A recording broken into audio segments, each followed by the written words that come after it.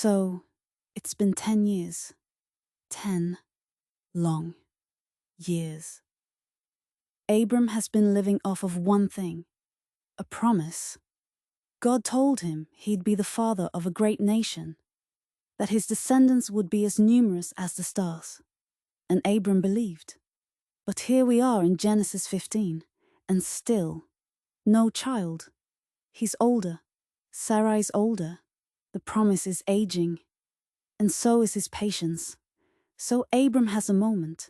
He goes to God and says, "Sovereign Lord, what can you give me since I remain childless?" Translation: God, are you still planning to come through? Or was that just hype? And God answers with reassurance. This man, Eliezer, will not be your heir, but a son coming from your own body will be your heir. That's big. That's clear. That's personal. But then we hit Genesis 16, and the wheels come off. Sarai, frustrated, tired, emotionally drained, comes up with a plan.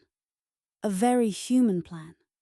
She says to Abram, "The Lord has kept me from having children. Go, sleep with my slave. Perhaps I can build a family through her." And what does Abram say? Nothing. No questions. No pushback. Just goes with it. And just like that, Hagar gets pulled into a promise that wasn't hers, to fix a timeline that wasn't broken. And yes, Hagar gets pregnant, but so does the drama. Suddenly, Sarai's jealous. She blames Abram. "This is your fault." And Abram says, "Hey, she's your servant. Do what you want. Y'all."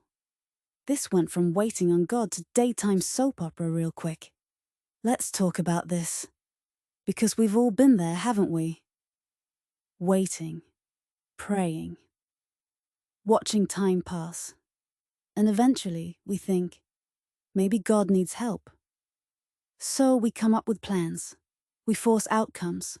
We manufacture blessings. And when things go wrong, we cry out, "God, why is this happening?" But the truth is, God never needed your shortcut. He needed your trust. Sarai wasn't evil. Abram wasn't faithless. They were human, impatient, tired of holding on to a promise that felt impossible. Sound familiar? Sometimes, the longer the wait, the louder the doubt.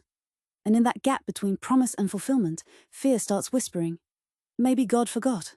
Maybe this isn't going to happen. Maybe you should just handle it yourself." But here's what this story teaches us. A delay is not a denial. Just because God is silent doesn't mean he's absent. And just because it hasn't happened yet doesn't mean it won't. Yes, Hagar had a son. His name was Ishmael. And yes, God still took care of him, because that's who God is. But that wasn't the promise. The promise still had a name, Isaac. And Isaac was coming, but in God's timing.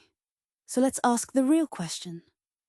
What have you forced because you didn't want to wait? Was it a relationship you knew wasn't God ordained but felt convenient? Was it a job, a business, a move you rushed because you got tired of holding out for clarity? Did you take matters into your own hands when you felt heaven was taking too long? We've all done it. But here's the good news.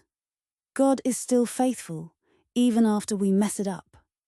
His grace is bigger than our shortcuts. His plans are still in motion, even if we fumble the timing. And his promises don't expire just because we lost patience. So if you're in a waiting season, don't panic, don't manipulate, don't force. Wait.